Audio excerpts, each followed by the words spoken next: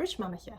Today I want to talk about luxury brands and how it affects our brain chemistry. When you think of luxury, what's the first thing you think of? Well, obviously it's expensive, it's somewhat unattainable, it's stylish, and it associates a certain image or identity to it, isn't it? If you think of, say, Celine, in the last few years, Celine has gone through a rebranding phase where a lot of the items, the clothes, the bags are trending towards more, I guess, youthful, the off-duty model kind of look vibe. And so if you're into that kind of vibe, you're gonna think, I want to buy all of that. So, because that's my vibe. But it's very expensive, isn't it, to keep up to the vibe or to that brand image.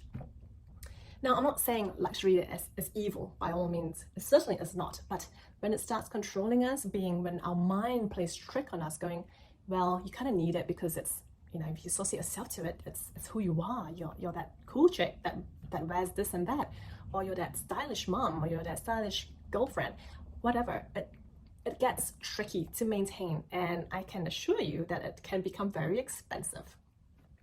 Now, I'm going to talk about 3 things, how we can change our mindset around thinking about luxury and the way we purchase luxury. Number 1, be mindful and reflect on your self-worth.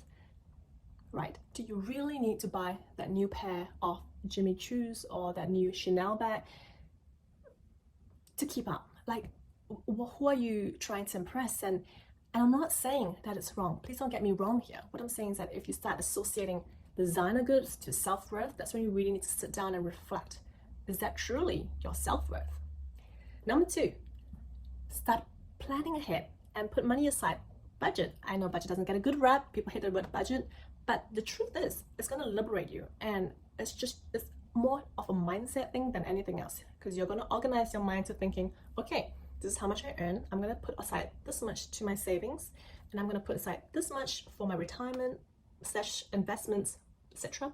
And this much goes towards my fun things, whatever you want to buy, whatever you call as luxury, or things that you like to have.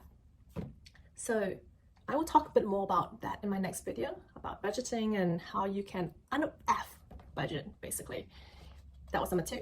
Number 3 is, instead of buying the actual physical goods from those designer stores, like, I'm not going to lie here, but look at me, I'm wearing a VCA necklace, and there's nothing wrong with that. Okay, I'm not saying you can't buy luxury, nor should you not buy luxury. I love luxury, I still buy them, but being mindful and really understanding where you're putting your value at. Because think about it this way, investing in the share, the designer brand share, is going to add more money to your bank account and to your future wealth than actually buying a physical asset that's going to depreciate in value over time, right? So think about it. You could just invest a bit of money here every now and then into LVMH, Tiffany, or Ferrari, whatever designer brand, luxury brand that you really like, and owning a bit of the asset is actually going to potentially grow your wealth in the future. So think about it. So in summary, what I want to say is that luxury is not bad. I'm not saying to not buy, I'm just saying to be mindful when you think about why you want to buy it. And number 2, where you're going to pull that money from. It has to come from somewhere, right? And number 3 is, instead of buying that intangible physical asset, could I perhaps buy the share? Or could I perhaps, think of it differently? And I think that it's just a few steps to start thinking differently on how you approach luxury items. So if you enjoyed this video, give it a thumbs up, subscribe, and I'll have more videos for you if you enjoyed my content. See you next time. Bye.